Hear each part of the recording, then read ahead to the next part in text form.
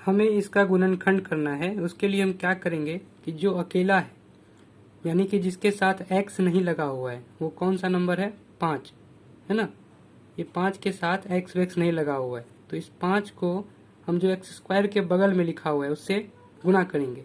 तो 5 को जब 6 से गुणा करेंगे कितना आएगा, 30 है ना, 30 आएगा।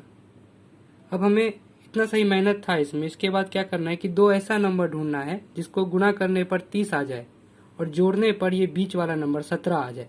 दोनों कौन सा नंबर है। मान लिया किसी बच्चे ने कहा कि वो दो नंबर है 3 और 10 है ना, क्योंकि 3 को 10 से हम गुणा करेंगे तो 30 आ जाएगा, लेकिन जब जोड़ेंगे 3 में 10, 3 10 3 तो 13 होता है, तो वो गलत हो गया। 17 आना चाहिए था, हमें तो 17 चाहिए था, तो 3 और 10 नहीं चलेगा। किसी बच्चे ने कहा, कोई भी दूसरा नंबर कहा जा सकता है इसमें, किसी ने कहा 6 और 5 मतलब 6 और 5, तो 6 पंचे 30 होता है, तो वो तो आ गया, लेकिन 6 में 5 जोड़ेंगे तो 11 आएगा, हमें तो 17 चाहिए, तो ये भी गलत हो गया।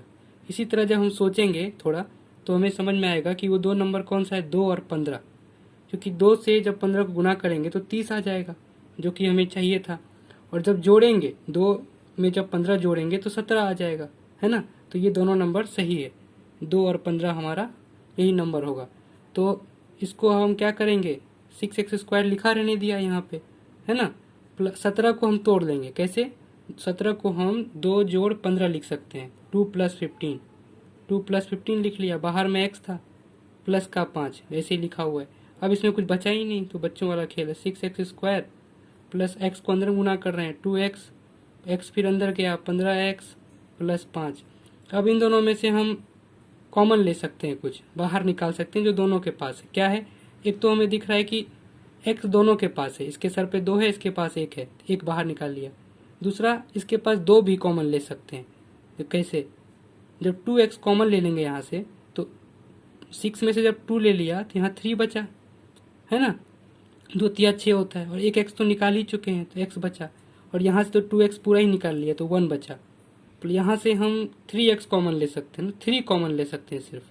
जब 3 कॉमन ले लेंगे, 3 कॉमन ले लेंगे तो यहाँ 5 बचेगा और x भी बचेगा, यहाँ x भी लिखा हुआ है। यहाँ से, अच्छा 1 मिनट, यहाँ से 3 कॉमन नहीं ले सकते, क्योंकि अगर 3 कॉमन लेंगे तो अंदर से गुणा करने पर फिर से वही नंबर आना चाहिए, तो ऐसा नहीं हो पाएगा।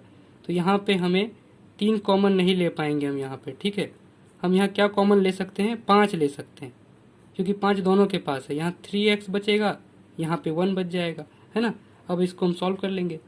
2x ऐसे लिखा रहने दिया, ब्रैकेट में 3x + 1 लिखा है, प्लस का 5 कॉमन ले लिया था, तो यहाँ से 3x + 1 हो गया, यहाँ लिखा हुआ है इतना, ठीक है।